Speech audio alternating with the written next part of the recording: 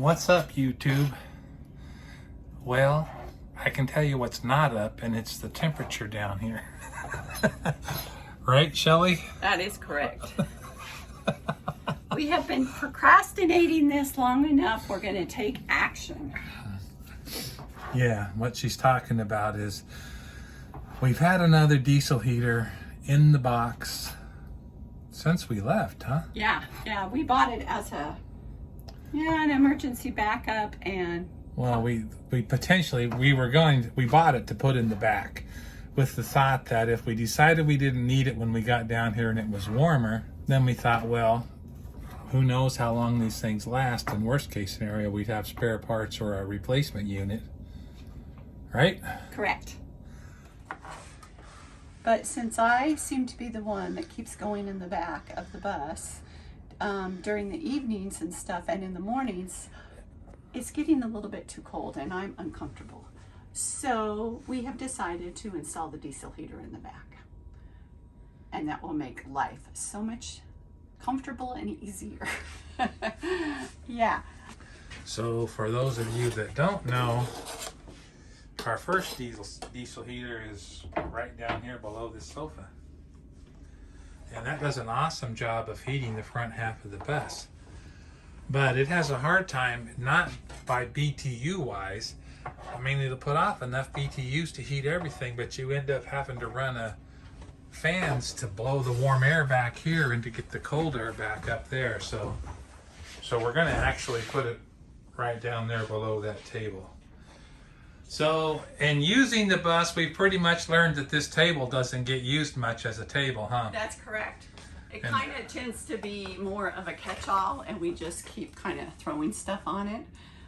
If I want a table, I like my big table so much easier.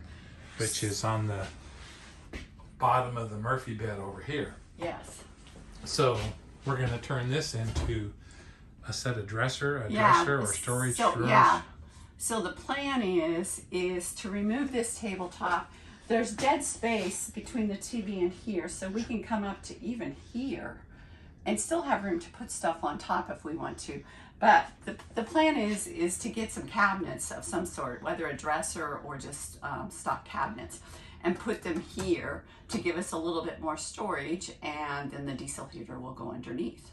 So the problem that I ran into when I installed the diesel heater up in the front was that going through that, I have 3 inches of rigid foam in the floor here, and going through that and into the underneath the bus, it created a well down there that it trapped the heat. And this time I've been thinking about it, and instead of, I had to cut the hole bigger and bigger, and I put ceramic insulation and I put flashing around it. So this time I'm going to go the other way, and I'm going to cut down through the flooring all the way down to the metal bus floor and put the heater down right on the metal. And that should eliminate all that problem that I had with that. And I'll just create a airspace around that diesel heater, which I can gauge off of the one that I already have installed. I kind of know how much breathing room it needs, because there again, when it was under the sofa, I had to keep increasing the air openings to keep it from getting too hot under there. So let's open this baby up and see what we got here.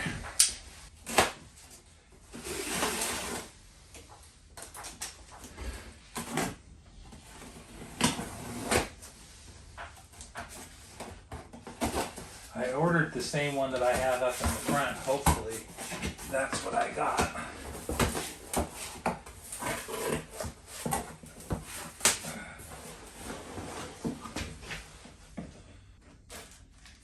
That's cool. Last time those things were just rattling around inside the container.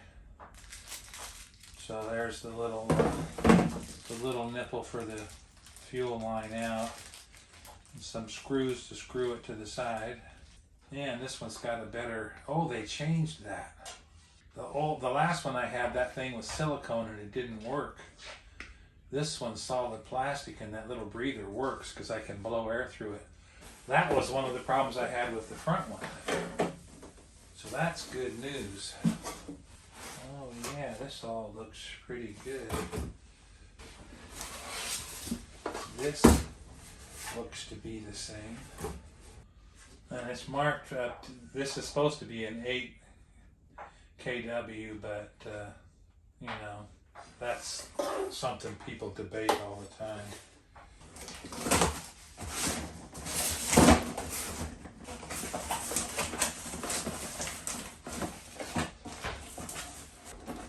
There's the fuel line, the muffler, all the connection hardware, the fuel filter, the exhaust, the wire for the fuel pump, inline fuse. Wow, they even give you some wire to run over to the power supply.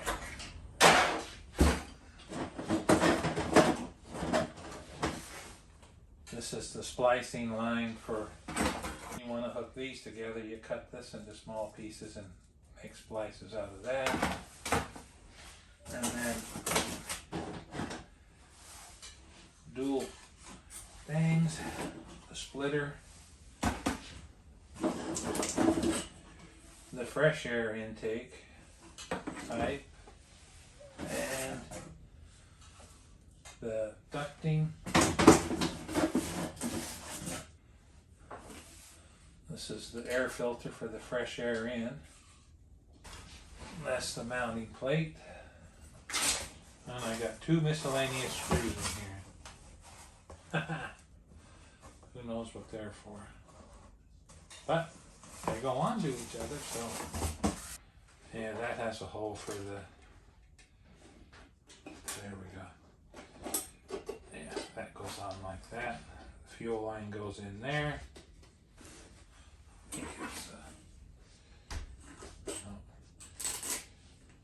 Yeah, the small one is the exhaust. This all looks to be in pretty good shape. So down here's where I'm fixing to put it, and that's setting approximately where I want it.